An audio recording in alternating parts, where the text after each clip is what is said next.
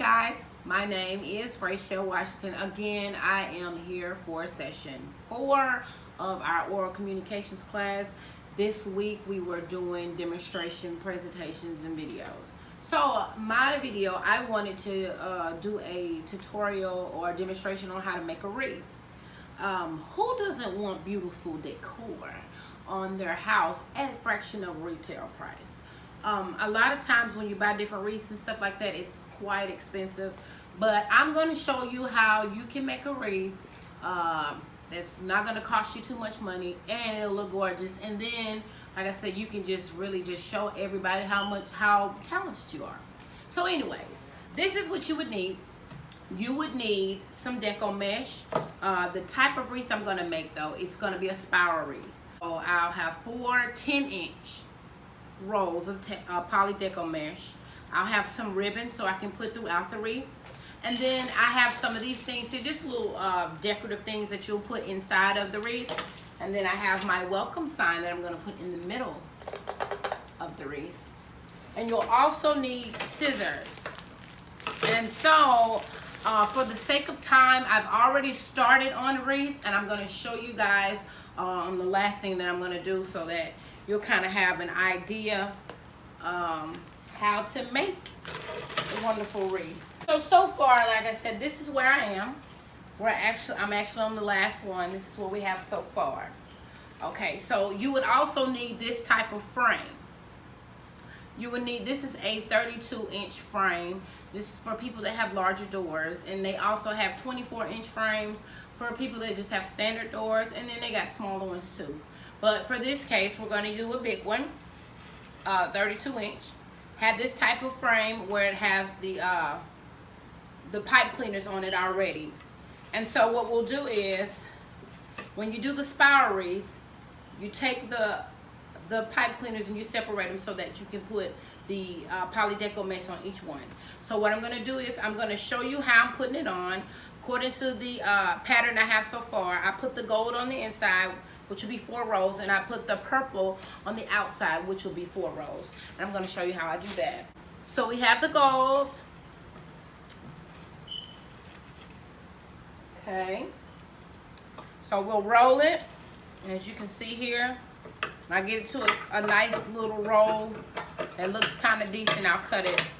After you cut it, I keep it in my mouth so that I can continue to move a little faster. So just bear with me.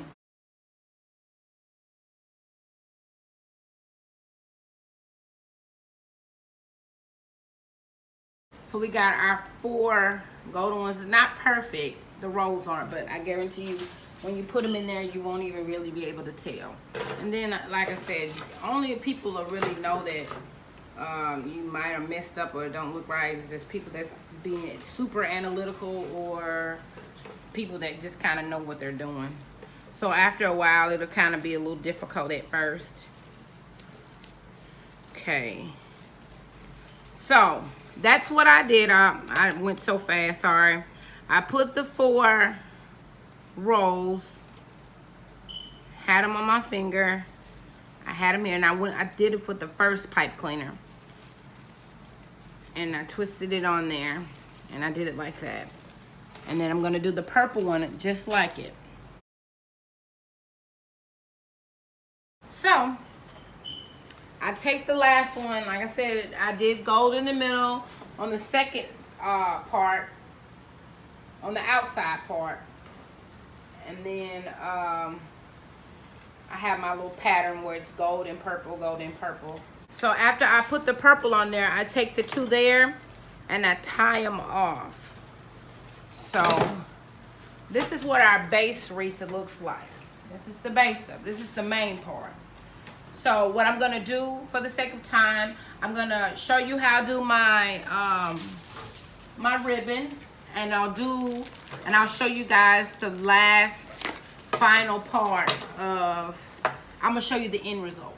So give me 1 second. So anyways, when it comes to the ribbon, you're gonna wanna cut it, have it long enough so that when you do your when you put them in there, put them inside your wreath. You make your ends, cut your ends. And this is like wired wreath. I mean wired ribbon, sorry. And this is why it's important to make sure you have sharp scissors, because if not, it'll just make it look really weird, like kind of how it is now. But this is what happens. You take it, and I'm just gonna go all throughout the wreath in the front.